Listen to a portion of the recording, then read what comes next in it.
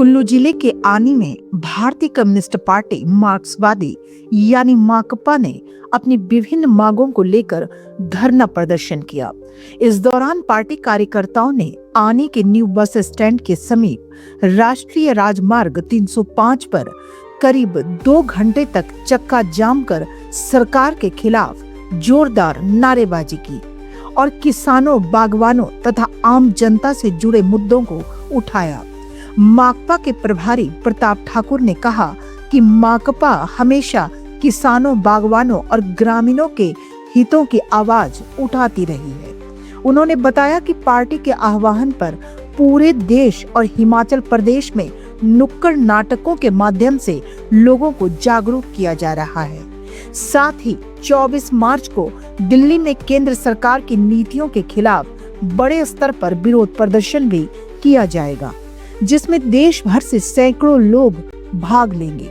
इस मौके पर प्रदेश के मुख्य वक्ता और पूर्व विधायक राकेश सिंघा ने कहा कि आनी विधानसभा क्षेत्र सहित प्रदेश भर में हजारों अवैध कब्जाधारियों को नोटिस जारी किए गए हैं और बेदखली के आदेश दिए जा रहे हैं, जो पूरी तरह गलत है। उन्होंने कहा कि इन आदेशों के खिलाफ हिमाचल प्रदेश के किसान एकजुट हो चुके हैं और सरकार की मनमानी अब नहीं चलेगी। राकेश सिंघा ने यह भी कहा कि यदि सरकार वास्तव में किसानों का हित चाहती तो कृषि क्रेडिट कार्ड के तहत किसानों का ऋण माफ किया जा सकता था, लेकिन केंद्र सरकार ने इस दिशा में कोई राहत नहीं दी। वहीं प्रदेश में भी किसान बेदखली के डर से चिंतित हैं। उन्होंने बताया कि वर्ष 2023 और 25 में आई प्राकृतिक आपदाओं के कारण आनी क्षेत्र की कई पंचायतों में गांव और कृषि भूमि को भारी नुकसान हुआ था।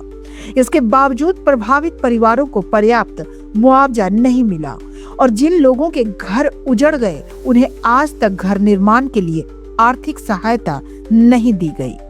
धरना प्रदर्शन के दौरान माकपा कार्यकर्ताओं ने नुक्कड़ नाटक भी प्रस्तुत किया, जिसमें किसानों और आम जनता के साथ हो रहे अन्याय तथा सरकार की नीतियों पर व्यंग्यात्मक प्रस्तुति दी गई। इस प्रदर्शन में माकपा के राज्य नेता और शिमला के पूर्व मेयर संजय चौहान, पूर्व विधायक राकेश सिंघा, प्रताप ठाकुर, गीतराम सहित कई कार्यकर्ता और स्थानीय लोग मौजूद रहे।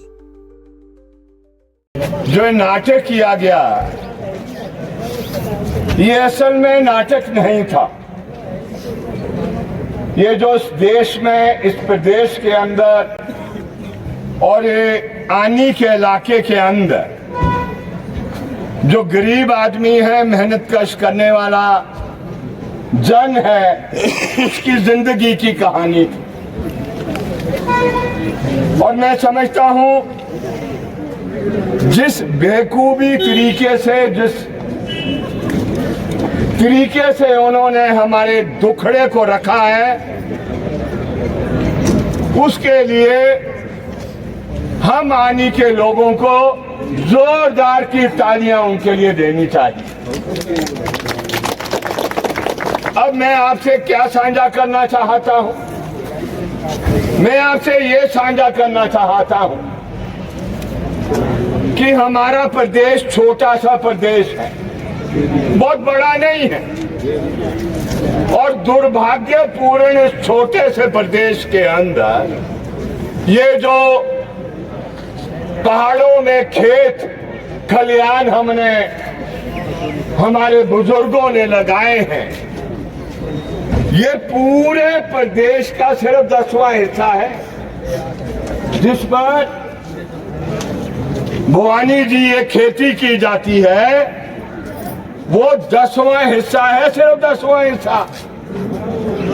और कमाल कर दिया है हिमाचल प्रदेश के मेहनत कश किसान ने।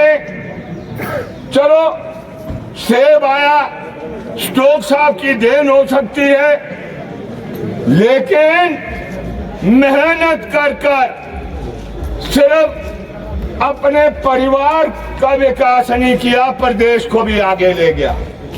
ये हकीकत सच्चाई है, ये मैं नहीं कह रहा, ये सरकार के आंकड़े कहते हैं। कम भूमि होने के बावजूद मेहनत कर अपने परिवार